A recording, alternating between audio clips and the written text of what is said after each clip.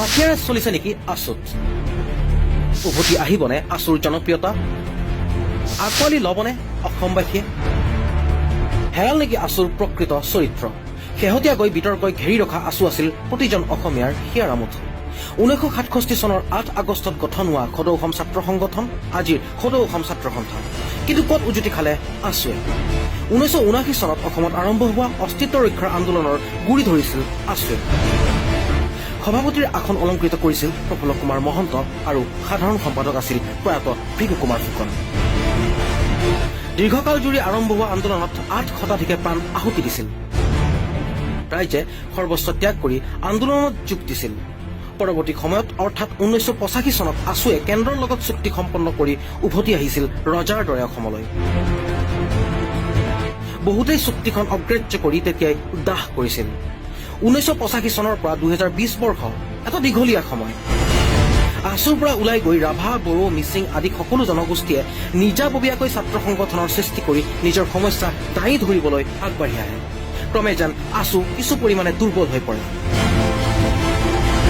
সকলোৰে লগত সদ্ভাৱ থাকিলেও ছাত্ৰ সংগঠনসমূহ গ্ৰহণ কৰা সিদ্ধান্তত আছুক অভিভাৱক হিচাপে ল'বলৈ অনীহা প্ৰকাশ কৰে। আছুত গুৰুত্বপূৰ্ণ দত্ত সমুজ্জ্বল ভট্টাচাৰ্য। দুলীয়াজানৰ অধিৱেশনত আছু ত্যাগ দত্ত ভট্টাচাৰ্যৰ। দত্ত সমুজ্জ্বল ভট্টাচাৰ্যই আছুক আগুৱাই নিয়া অথবা গুৰি ধৰি ৰখাত সম্পূৰ্ণ সফল। কিন্তু কা আন্দোলনৰ পাছতেই আছুৰ নেতাৰ মূৰত অংকুৰিত হৈছিল ৰাজনৈতিক দল সংগঠনৰ বীজ। কা আন্দোলন আৰু অস্তিত্ব ৰক্ষাৰ আন্দোলনৰ মাজত আছিল বৃহৎ পাৰ্থক্য। অস্তিত্ব ৰক্ষাত আবাল বৃদ্ধ বনিতাৰ সহযোগ, অগপক গভীৰ আস্থাত লৈছিল জনতাই। কা আন্দোলনে প্ৰকাশ কৰিছিল সুবিধাবাদী চৰিত্ৰ। আছুত নাছিল সংঘাত কিংবা মাফিয়া ৰাজ।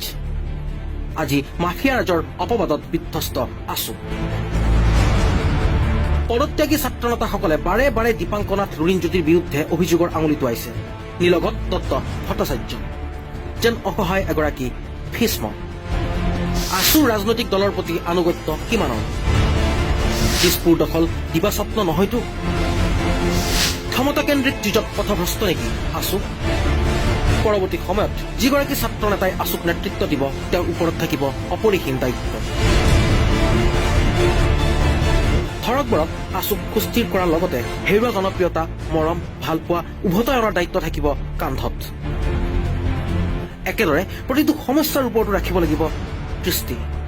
ছাত্ৰ ছাত্ৰীৰ কথাটো আছেই। News desk report, the star 7 news.